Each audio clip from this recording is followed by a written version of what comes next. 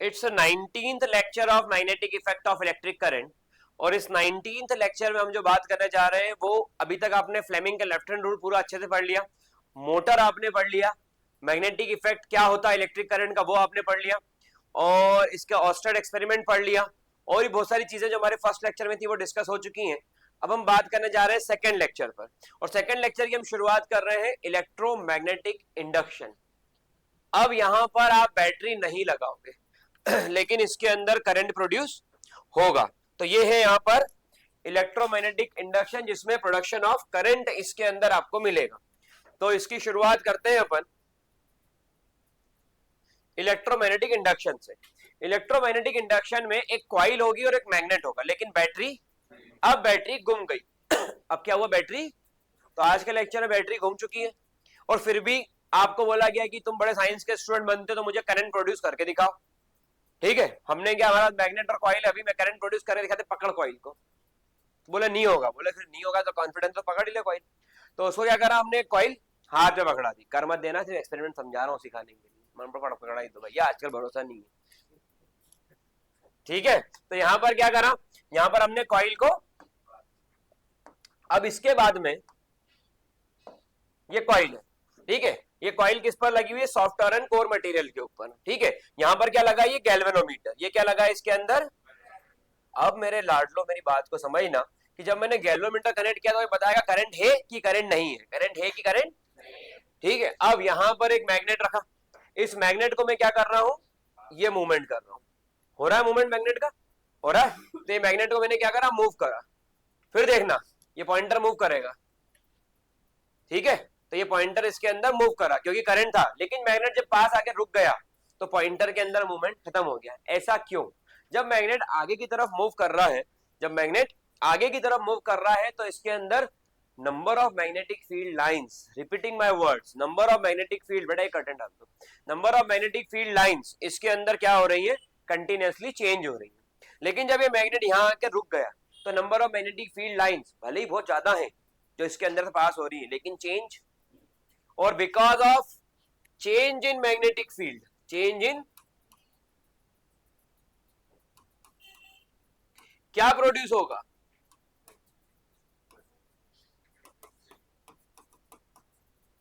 और electric field produce होगी तो करंट तो आएगा ही आएगा।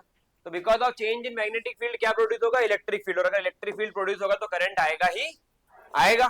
तो यहां पर करंट आ गया लेकिन अभी रुक गया, तो चेंज मैग्नेटिक फील्ड, अब यहां पर मैग्नेटिक फील्ड बोले 0 थी, और यहां पर ही आगे बढ़ के आगे मैग्नेटिक फील्ड बोले 1000 चेंज हो रही है, बोले अब चेंज नहीं हो रही, लेकिन और यहां से यहां तक में 0 10 20 50 100 200 300 400 500 700 800 1000 बढ़ रही थी, तो करंट है, मतलब चेंज होना जरूरी है करंट को लाने के लिए। सीख गए, बोले हाँ। अब ये पीछे ले गए, अब क्या हो रहा है, चेंज हो रही है 1000 से 0, तो फिर वापस करंट अपोजिट डायरेक्शन में, लेकिन फिर रुक गया तो कांस्टेंट हो गई, फिर 0। तो ये 0 कब होगा, जब ये कांस्टेंट होगी। 0 कब होगा, जब ये, फिर मेरी बात आगे, साउथ पोल अभी क्या था, नॉर्थ पोल था, आपने बोला साउथ करेंगे तो, मैंने कहा देख लो, साउथ करेंगे तो पहले, अब जब नॉर्थ था तो ये पॉइंटर इधर इधर आया था, लेकिन जब साउथ है तो ये पॉइंटर, ठीक है, क्यों का कारण भी आगे आएगा। The process by which changing magnetic field, वो प्रोसेस जिसके अंदर changing magnetic field in a conductor, ये कंडक्टर है, induce current in another conductor, induce current in another conductor is called electromagnetic. एक कंडक्टर में चेंज होने के कारण दूसरे कंडक्टर में जो करंट प्रोड्यूस होता है उसको कहते हैं इंड्यूस करंट। कौन सा करंट, इंड्यूस, सुनने में प्रोड्यूस जैसा नहीं आ रहा वर्ड, तो इंड्यूस का वर्ड मतलब प्रोड्यूस का वर्ड, और प्रोड्यूस कौन से रूल से होगा, फ्लेमिंग के राइट हैंड रूल से। तो जब भी कोई बोलेगा ऐसा, समझ जाना कि भाई तो फ्लेमिंग का राइट हैंड रूल पढ़ के आएगा, बोल नहीं तो स्टाइल, बोले स्टाइल नहीं तो हम कब से करके छोड़ चुके हैं। कौन सी क्लास में, 10वीं में। तो बात में समझ में आ रही है, 100% आपको क्लियर, कोई दिक्कत इसके अंदर। मोक्षा कहाँ गई, वो तो वहां है, अच्छा यहाँ, जी जी।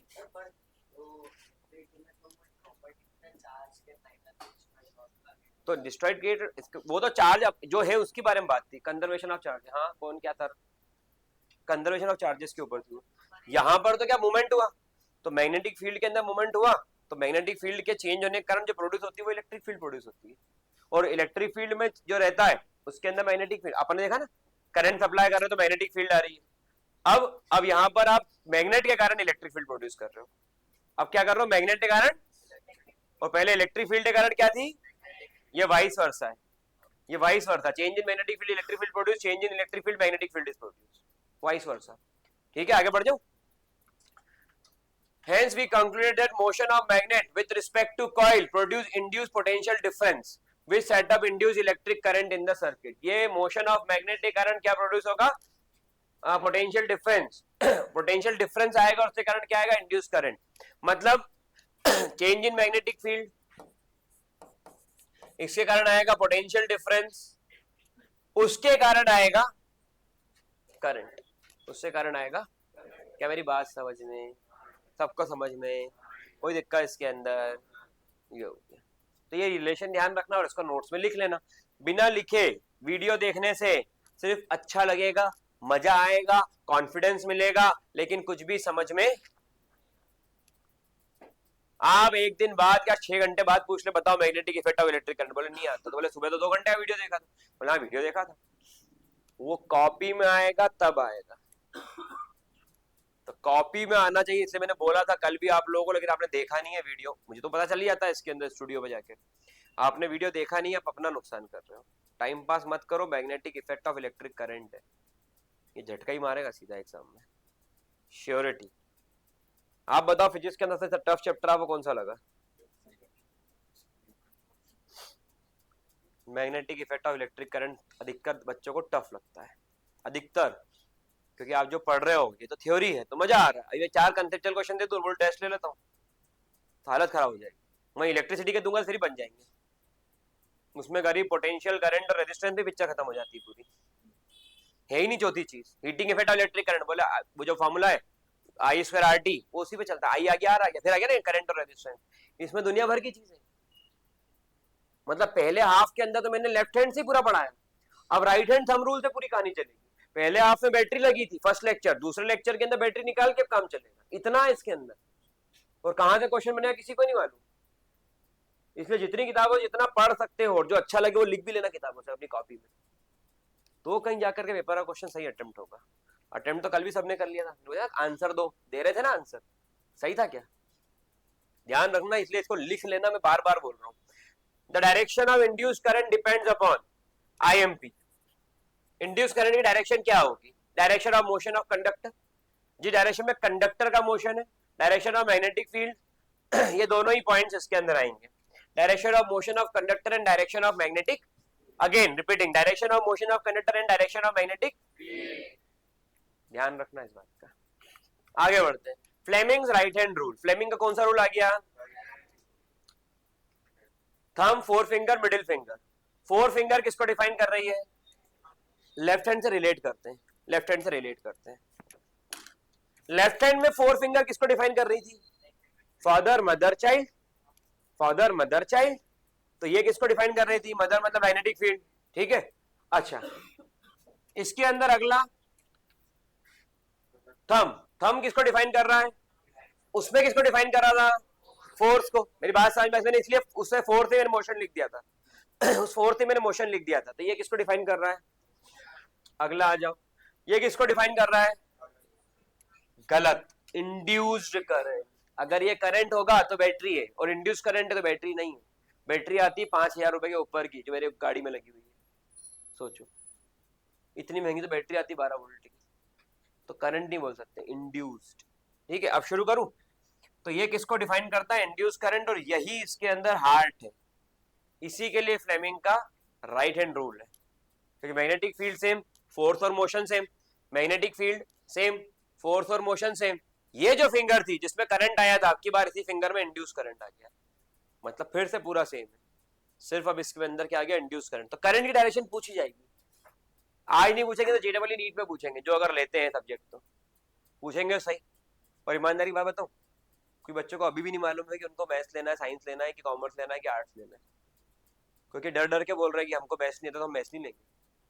तो तुम्हारा टारगेट तो साइंटिस्ट बनने का था यार, तुम्हारा टारगेट तो इंजीनियर बनने का है, हाँ लेकिन मैथ्स टफ लगता है ना, तो मैथ्स से क्या लेना देना, इंजीनियर बनना है अपने को। तो लोगों को 4 घंटे में आता, हमको 8 घंटे में समझ में आएगा, बनेंगे तो भाई इंजीनियर, करेंगे बड़े कॉलेज से बढ़िया कोर्स, लेकिन टारगेट क्या है, छोटा, मैथ्स नहीं आता। कुछ लोग जीवन में कुछ इसीलिए नहीं कर पा, बोले क्यों, बोले इंग्लिश नहीं आती। अरे बहुत बड़ी चीज है क्या, तीसरी का बच्चा बोलता है। डर को निकालो तो डिसाइड करोगे बनना क्या, फिर सब्जेक्ट सिलेक्शन प्रॉपर होंगे। इसलिए हर चीज को ध्यान सुनो, तुमको खुद नहीं मालूम कि तुम क्या बनोगे आज से 4-5 महीने बाद, हो सकता है कि उस वक्त लगे कि नहीं यार कर जाएंगे, सर ने बोला था एक बार। लोगों को 3 घंटे में आता, अपना 6 घंटे में समझ में आएगा। ले लो बायो, डॉक्टर बन जाओगे। तो इसलिए बहुत ध्यान समझो, फिजिक्स पीसीएम और पीसीबी दोनों में आता है, फिजिक्स से छुटकारा नहीं पा सकते। आगे बढ़ते हैं, यहाँ पर देखे स्ट्रेच, ये तो मैंने बता दिया, कोई जरूरत नहीं, इंग्लिश है, ये भी मैंने बता दिया इंग्लिश है, ये लिख लेना। बाकी कभी एग्जाम में क्वेश्चन आ जाए तो थोड़ा लिख लेना, एक्टिविटी नहीं करना। अच्छा ये वाली, ये बहुत मस्त एक्टिविटी है, इसके अंदर एक कॉइल है, उसमें बैटरी लगी है, उसका मतलब ना एक कंडक्टर से दूसरे कंडक्टर के अंदर करंट को प्रोड्यूस करना, इंड्यूस करना, यही इलेक्ट्रोमैग्नेटिक। एक कॉइल, इस कॉइल को इसके ऊपर फोल्ड किया हुआ है, जब इसके ऊपर इस कॉइल को फोल्ड किया हुआ है तो इसके अंदर बैटरी लगी है। बैटरी लगी मतलब अपना नॉर्मल सेटअप है, लेकिन इसके अंदर कहीं बैटरी लगी हुई दिख रही है, लेकिन इसको, इसके कारण इसके ऊपर अगर करंट आ जाए, जादू नहीं बोलोगे? बिल्कुल, और यही साइंस है, जिसको लोग जादू बोलते हैं वो अक्सर साइंस निकलता है। ठीक, शुरू करें। अब मेरी बात को सुनना, ये कॉइल है, इस कॉइल को आपने क्या करा, मूवमेंट। फिर देखो ये कॉइल है, पॉइंटर पे ध्यान देना, इस कॉइल को आपने क्या करा, ठीक। तो ये कॉइल मूवमेंट के कारण क्या हुआ, इसके अंदर जो इलेक्ट्रिक फील्ड थी वो इसके अंदर वेरी कर गई, because of variation in electric field magnetic field is produce, variation in magnetic field electric field is produce. तो यहां पर इलेक्ट्रिक फील्ड थी, इलेक्ट्रिक फील्ड के कारण वो क्या बनी, वहां मैग्नेटिक फील्ड भी जनरेट हुई। एक वायर था, उसमें करंट फ्लो हो रहा था, फर्स्ट लेक्चर में था, उस करंट के कारण उसमें मैग्नेटिक फील्ड आई थी कि नहीं आई थी, उसने कीलो को पकड़ा था कि नहीं पकड़ा था, कहां पर देखा था तुमने, फर्स्ट लेक्चर देखो, ये रहा, इस वायर के अंदर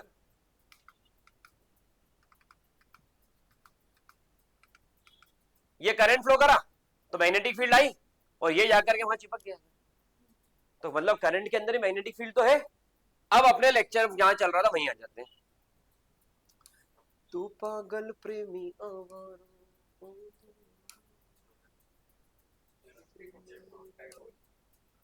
ठीक है। अब इसके अंदर क्या हुआ, इसके अंदर करंट प्रोड्यूस करा, इससे मैग्नेटिक फील्ड आई, और मैग्नेटिक फील्ड क्या हो रही है, करंट बढ़ रहा है तो मैग्नेटिक फील्ड भी, और इसको मोशन भी कर दिया, तो इसके अंदर क्या चेंज हो गई, मैग्नेटिक फील्ड, और इससे मैग्नेटिक फील्ड चेंज होने के कारण क्या प्रोड्यूस हुआ, इलेक्ट्रिक फील्ड। बात समझ में 100% क्लियर है।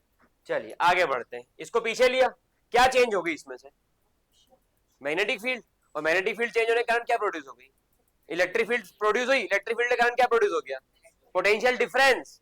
क्या प्रोड्यूस हो गया, क्या प्रोड्यूस हो गया, पोटेंशियल डिफरेंस के कारण क्या प्रोड्यूस हो गया, इंड्यूस करंट हो गया, करंट प्रोड्यूस। तो ये पॉइंटर पीछे की तरफ आया था, ये बात समझ में।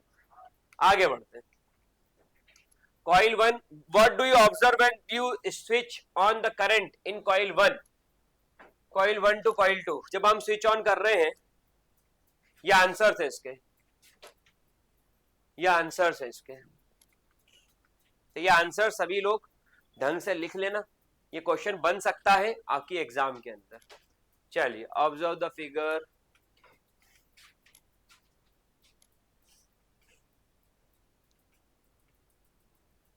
चलो बेटा इसका आंसर बताओ, इसका आंसर सभी अपनी अपनी कॉपी में लिखे फटाफट से, राइट इट डाउन फास्ट। शुरू करता हूं, यहां पर देखें क्वेश्चन है, explain different way of induce current in coil, अलग अलग तरीके क्या है कॉइल के अंदर करंट इंड्यूस करने के। दूसरा, और list 2 different way of induce current in coil, ये आईएमपी एग्जाम बेस्ड क्वेश्चन है, इसका सॉल्यूशन देख लेना, टेस्ट में आ सकता है, मोस्ट प्रोबेबली मैं टेस्ट जो लूंगा तो मैक्सिमम क्वेश्चन इसी शीट के दूंगा। A current can be induced in two ways. First, moving a magnet toward or away from the coil. दूसरा, changing current in neighboring coil. अभी देखा, दोनों देख लिए फिगर के अंदर, तो ये जो दोनों आंसर है किसने लिखे, अब यही एक, अब दो थे, ठीक है, अब यही इसका आंसर है।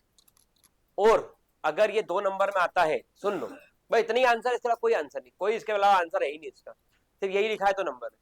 अब 2 नंबर में आता है तो सिर्फ इतना ही लिखना है, 3 नंबर में आ गया तो फिगर बनेगा, एक फिगर कोई सा, या तो चेंजिंग कॉइल वाला, वेरी गुड, या चेंजिंग कॉइल वाला, या मैग्नेट और कॉइल वाला, जो आपको ठीक लगे।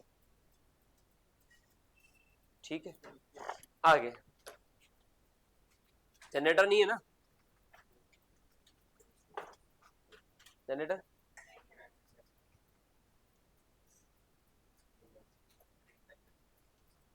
इंडक्शन तक बेसिक है, जनरेटर टाइम ज्यादा लग जाएगा, इससे जनरेटर नहीं बता रहा हूँ।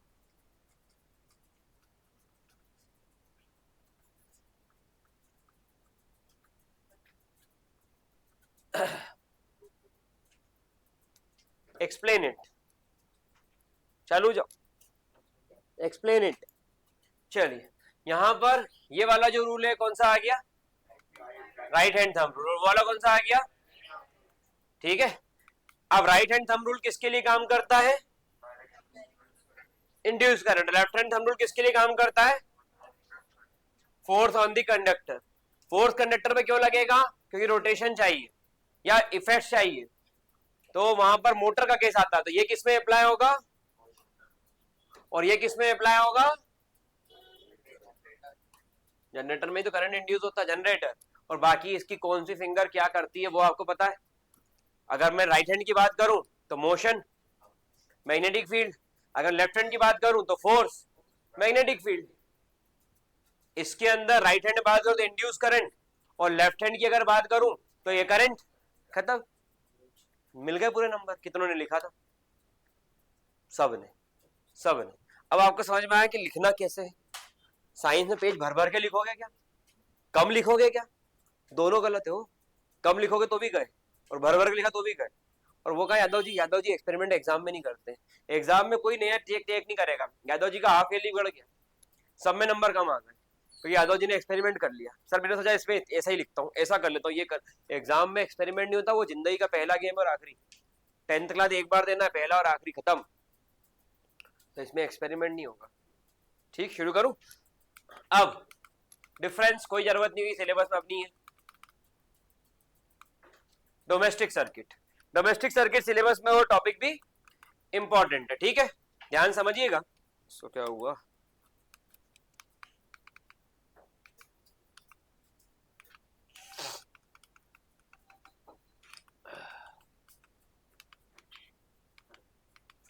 चलिए डोमेस्टिक सर्किट को ध्यान समझे। From main supply electricity connection is given to fuse. Main supply से इलेक्ट्रिसिटी कनेक्शन किसको दिया जाता है, फ्यूज को। फ्यूज क्या होता है, फ्यूज के अंदर एक वायर कनेक्टेड होती है, जिस वायर के अंदर लोड बेयरिंग एबिलिटी होती है। अगर लोड उस लिमिट से ऊपर चला गया, घर में अगर कभी तुमने काम किया तो फ्यूज सबसे पहले मीटर के पास लगा रहता है।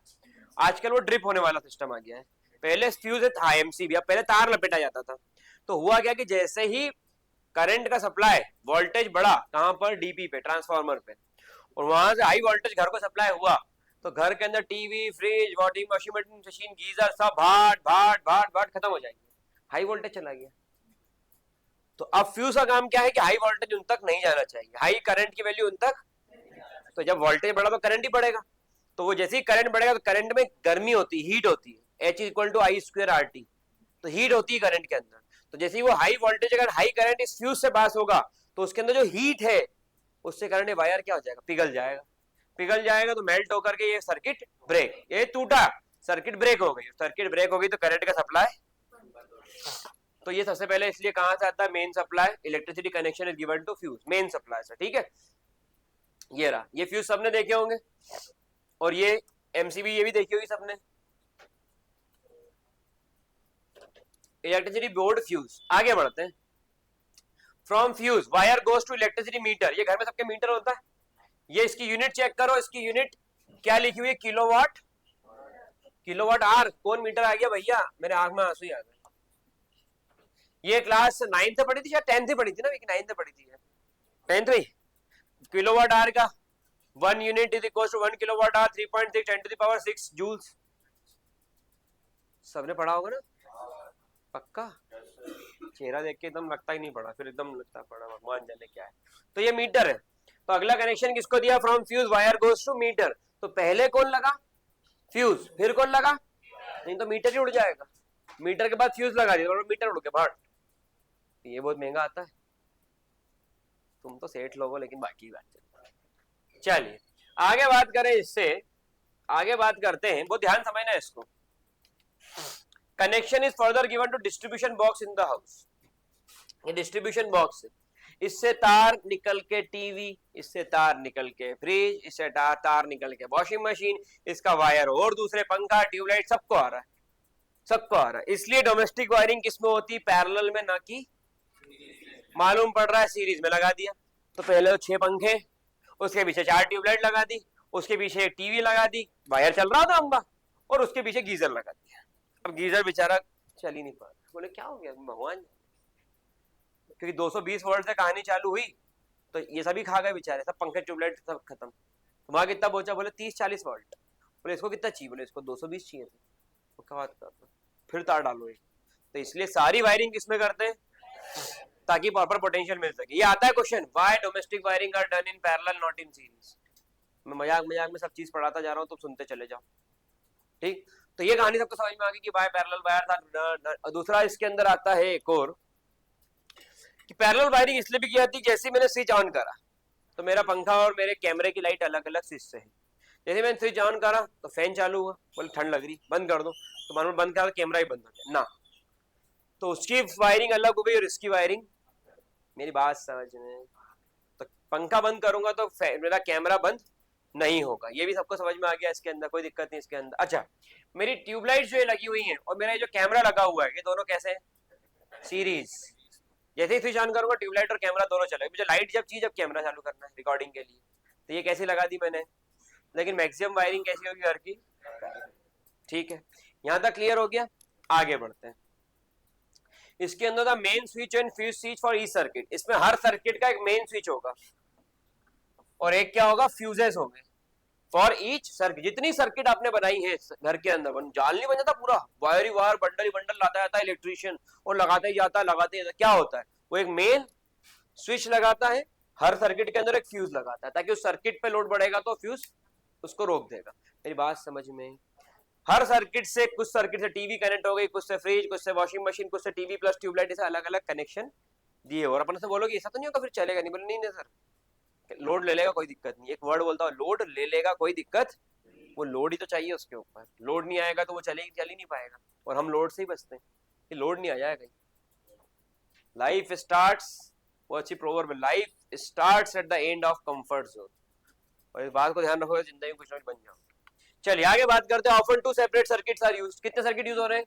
ऑफन मतलब अक्सर 2 सर्किट सेपरेट यूज किए जाते हैं, ठीक है।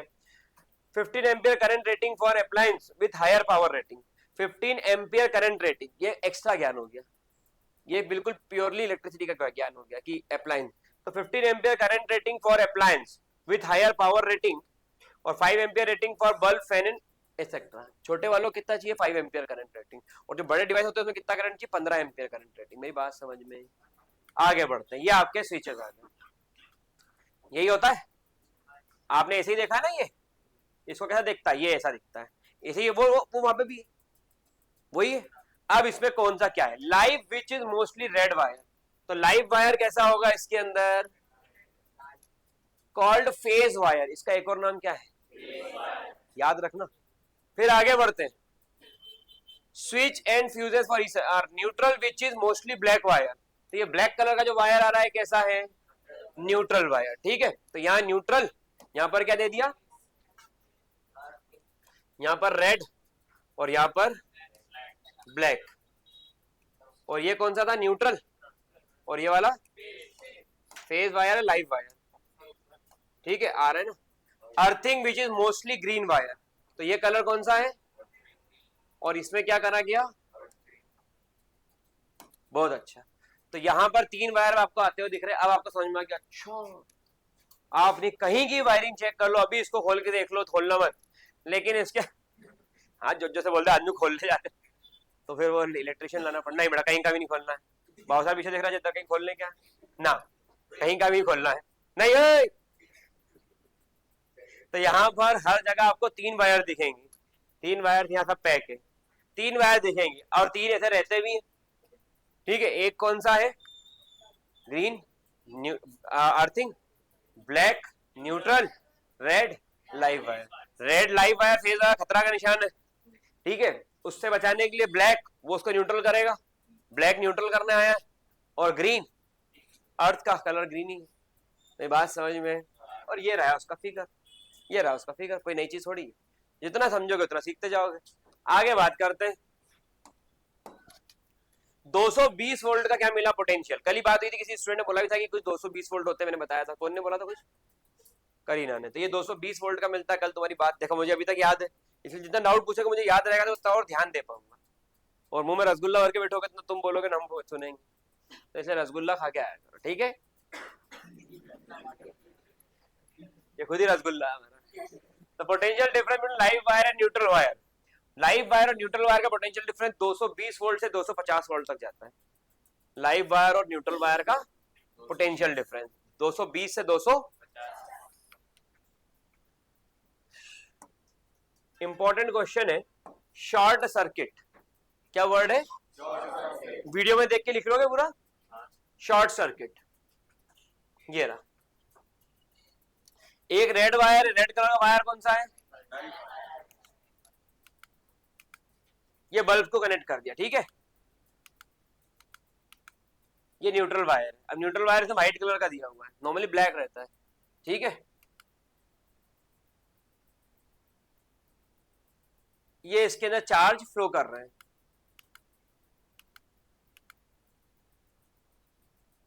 ये अब क्या हुआ दिख रहा है, ये तार चिपक गया, ऐसा का मूवमेंट होगा, तार चिपकेगा। अब ये तार चिपका तो रेजिस्टेंस क्या हो गया, लेस, और करंट क्या हो गया, हाई, और इसके कारण high current can cause sparking and fire. दो तार चिपक गए, अब चिपके, तार चिपके तो less value of resistance, high value of current. पहले रेजिस्टेंस हाई था, क्यों, ये बल्ब लगा हुआ है, इसका रेजिस्टेंस हाई है। इस वायर का भी रेजिस्टेंस था, लेकिन अभी क्या हो गया, यहां पर ये चिपक गए तो इसको पाथ मिल गया चार्ज को फ्लो होने के लिए, चार्ज यहीं से मुड़ गया, और यहां से मुड़ गया चार्ज तो क्या मिला, शॉर्ट सर्किट। और वो शॉर्ट सर्किट कब होता है, जब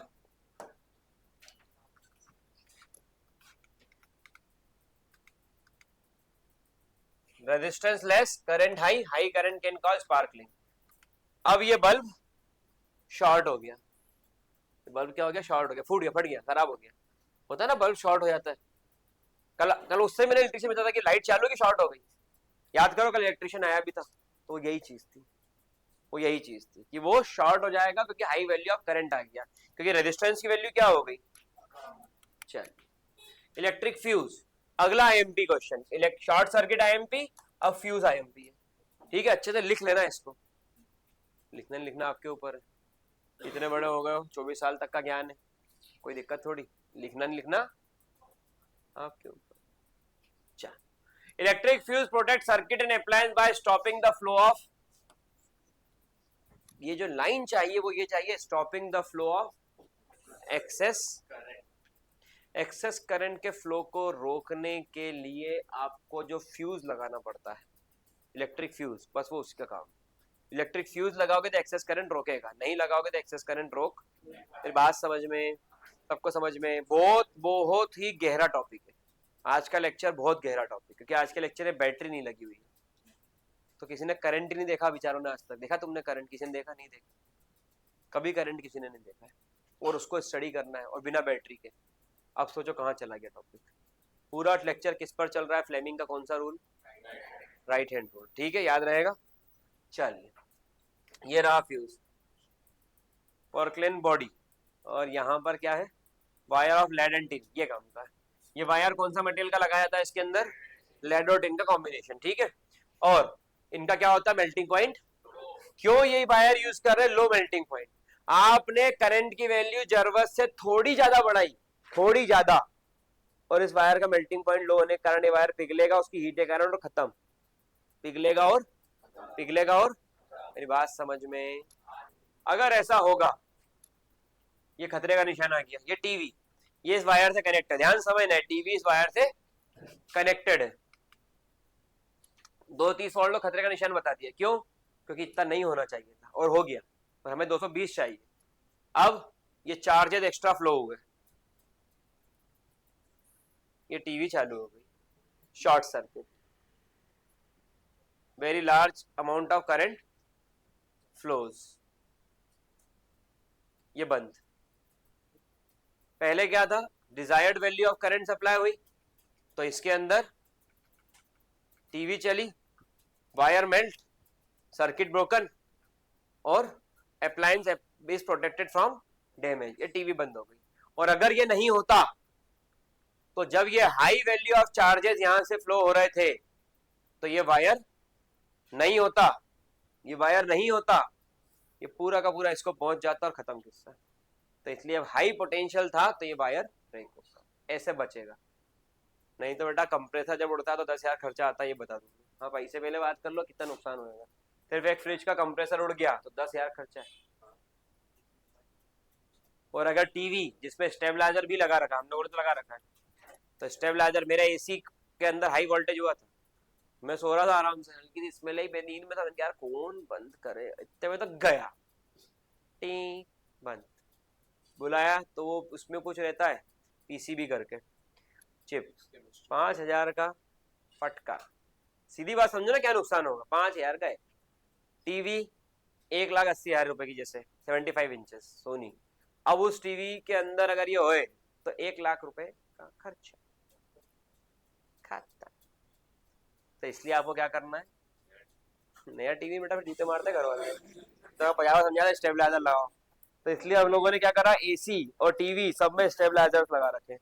जैसे ही वोल्टेज बढ़ता है वो खट से वहां से ड्रिप कर देता है उसको, कम होता है उसको मैनेज करता है, बढ़ता है तो स्टेबलाइजर का नाम काम ही यही ना, कम कोई मैनेज करेगा, बड़ा नहीं कोई मैनेज। इंडिविजुअल पर्सन लगा रखा है, फ्यूज पे गड़बड़ हो जाए तो यहाँ संभाल लो। तो ये बेटा बहुत काम की चीज है प्रैक्टिकली, नहीं तो बड़े फटके लगते हैं।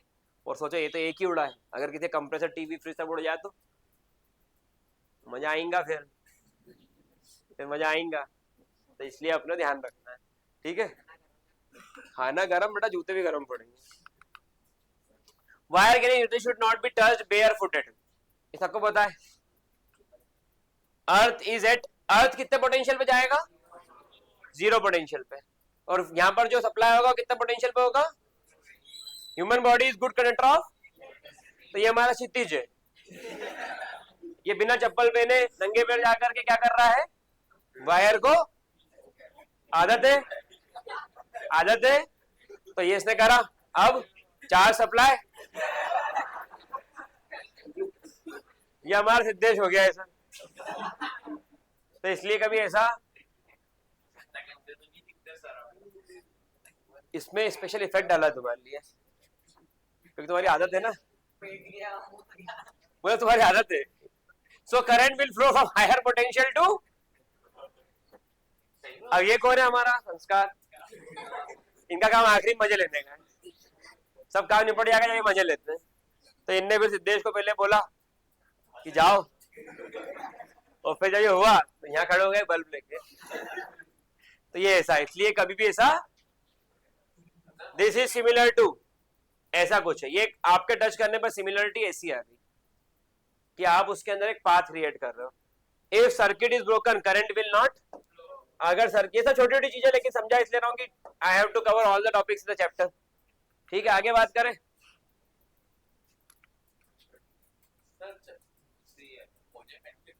ये आ गया अगला, ये आ गया, इसे देखा तो क्षितिज ने बोला सर मोजे पहन के करेंगे या चप्पल जूते पहने, सोल्ड शूज। अब चार्ज आया तो सही बॉडी के अंदर, लेकिन एज रबर इज इंसुलेटर, तो यहां पर सप्लाई कट हो गया, तो क्षितिज को करंट नहीं लगा लेकिन सिद्धेश को करंट। समझ मारी बात, क्योंकि आपको सर्किट ब्रेक करना है तो करंट नहीं लगेगा, सर्किट ब्रेक नहीं होगी तो करंट। अगला टॉपिक इंपॉर्टेंट है, ओवरलोडिंग। मेन सप्लाई फ्यूज, ये यहां पर इसको कनेक्टेड दिया एमसीबी को, और यहां पर टीवी, तो करंट सप्लाई हो रहा है, ठीक है। टीवी चल रही है, उस पर एक बैठ करके बच्चा चिड़िया के साथ ड्रैगन के ऊपर एंजॉय कर रहा है, मजा आ रहा है। आगे बढ़ते हैं। हाँ बोलो, वो मत पूछो, मस्त है ना। लेकिन यहां से अगला सपोर्ट किसको आया? रेफ्रिजरेटर को। अगला सपोर्ट किसको आया? यहाँ पर भाई साहब ये मजे ले रहे हैं, गर्म खाना ठंडा खाना वहां से आ रहा है, एकदम कोल्ड ड्रिंक मास। ये आया एक्स्ट्रा।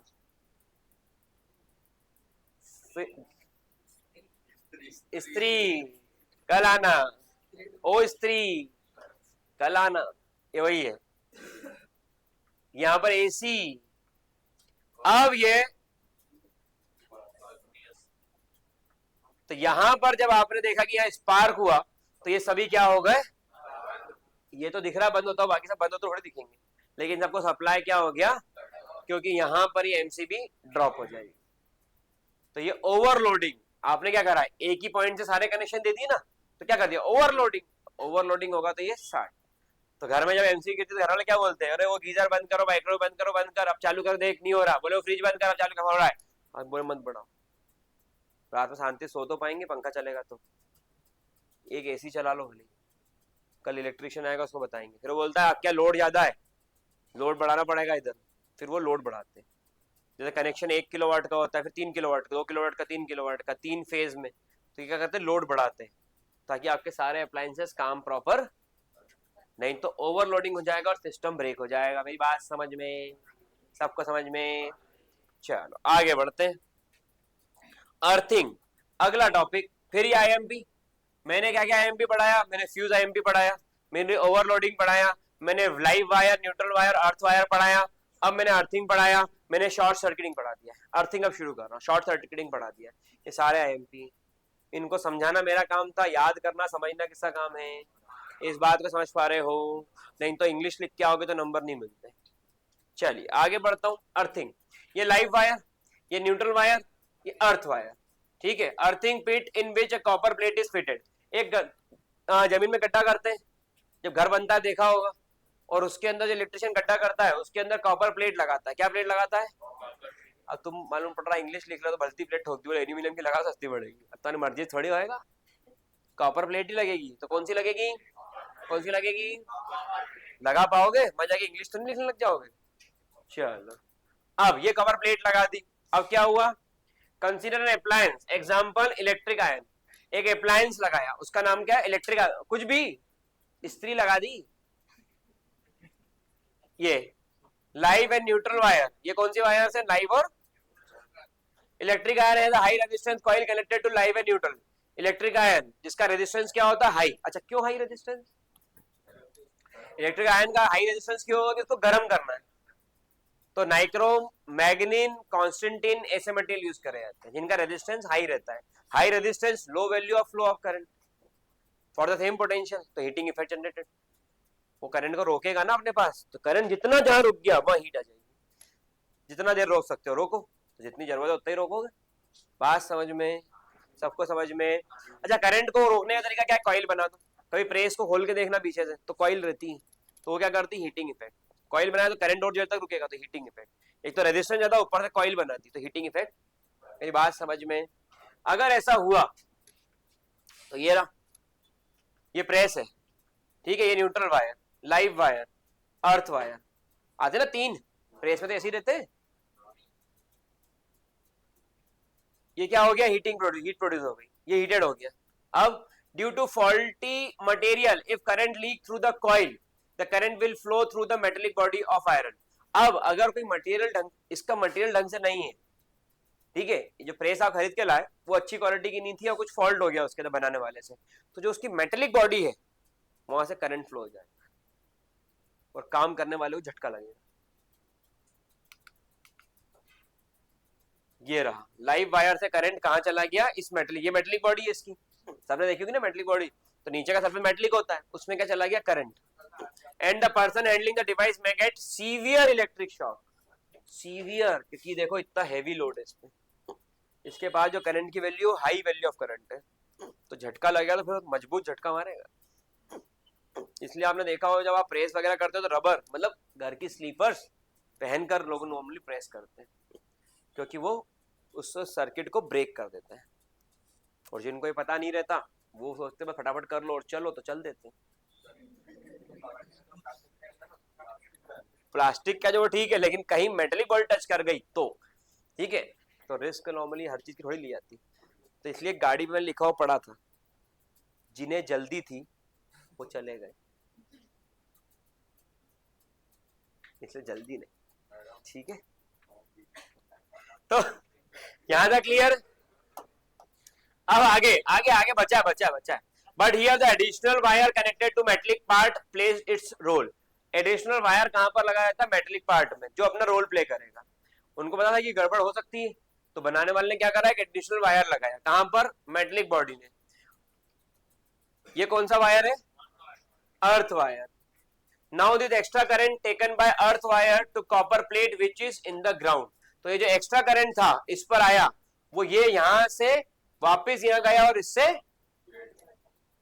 तो जो एक्स्ट्रा करंट आ गया कभी गलती से भी, तो मेटलिक बॉडी से एक्स्ट्रा करंट के लिए एक वायर है, वो अर्थ वायर था, उसको ले आकर, नहीं तो एक अर्थ वायर तो इससे कनेक्टेड है बस, लेकिन एक अर्थ वायर एक्स्ट्रा लगाया है, तो वो क्या करेगा? Extra current. टीवी पे भी आ सकता है एक्स्ट्रा करंट, टीवी पे भी आएगा एक्स्ट्रा करंट। नहीं, वो तो एक्स्ट्रा है, वो तो यूजलेस है, स्क्रैप है। तो एक्स्ट्रा करंट को टीवी पे भी आता, तो वो भी क्या करेगा? उसको अर्थ वायर के थ्रू बाहर, जब टीवी को टच करेंगे तो झटका मारेगा भाई।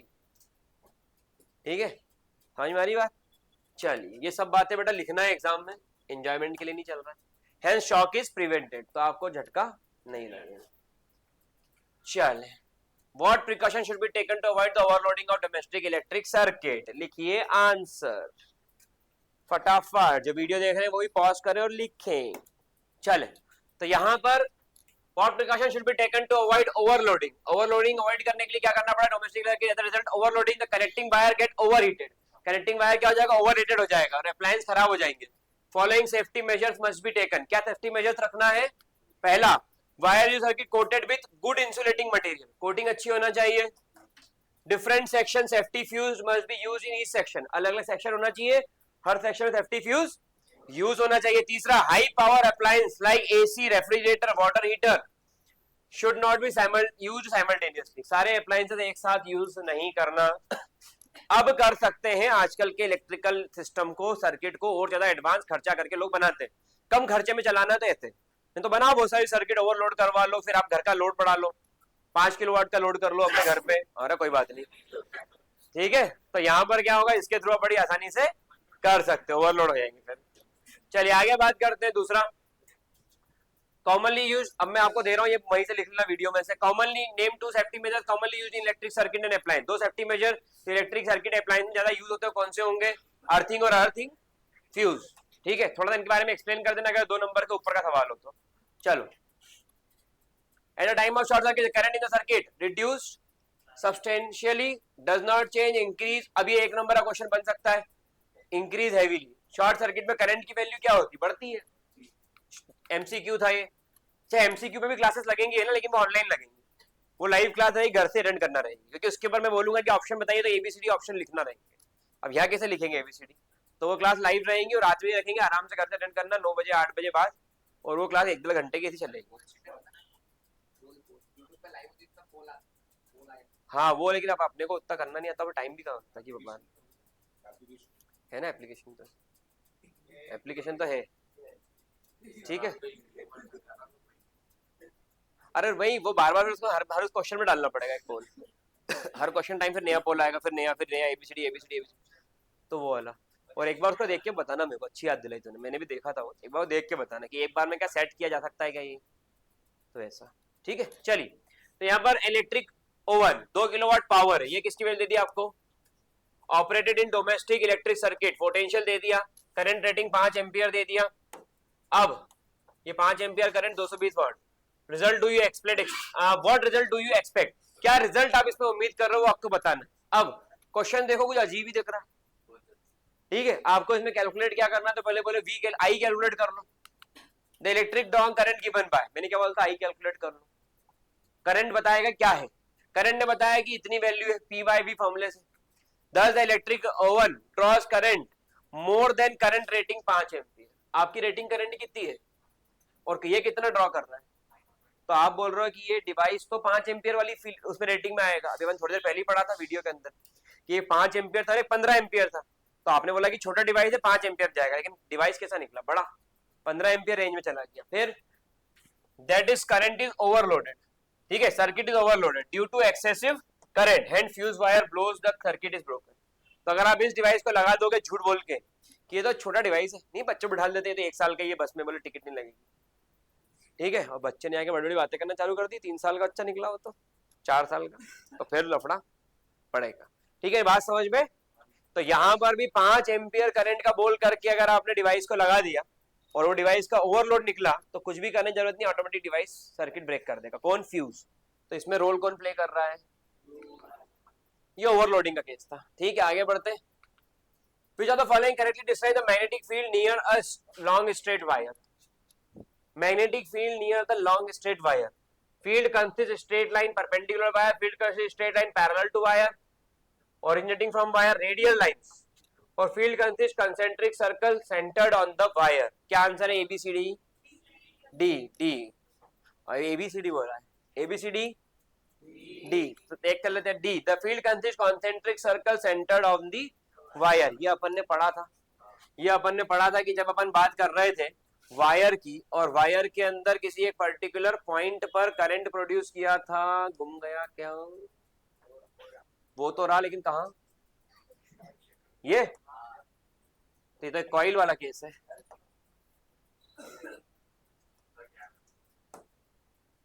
ये दिख रहा है, ये स्ट्रेट वायर और इसके ऊपर रेडियली, ठीक है। तो ये आपने जो पढ़ा इसी पर आपको क्या मिल गया, आपके एग्जाम का क्वेश्चन। तो दिमाग खुला रहेगा, सवाल बन पाएंगे, डायरेक्ट क्वेश्चन नहीं आते मैग्नेटिक के। कहां तक पहुंच गए थे अपन,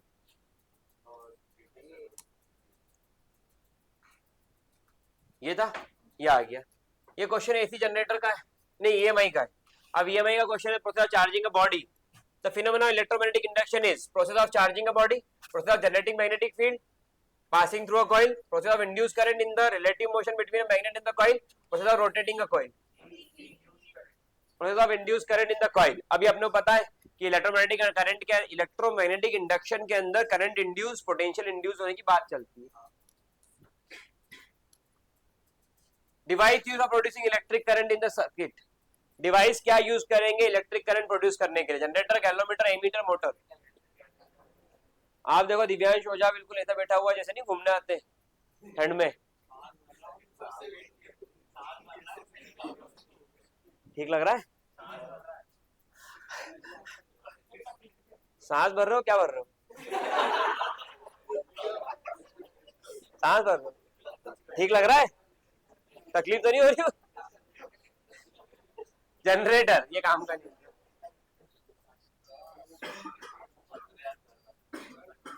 घर वाली वाली, हाँ इसका answer when is the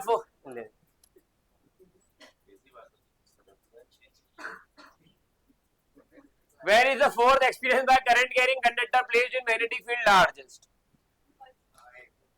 When the conductor carries current in the direction perpendicular to direction of magnetic field, force experienced by the conductor will be, force अगर magnetic field के perpendicular है, when the conductor carries current अगर magnetic field के perpendicular है तो force क्या होगा, largest, ठीक है। कारण सुनो, कारण ही तो इंपॉर्टेंट होता है।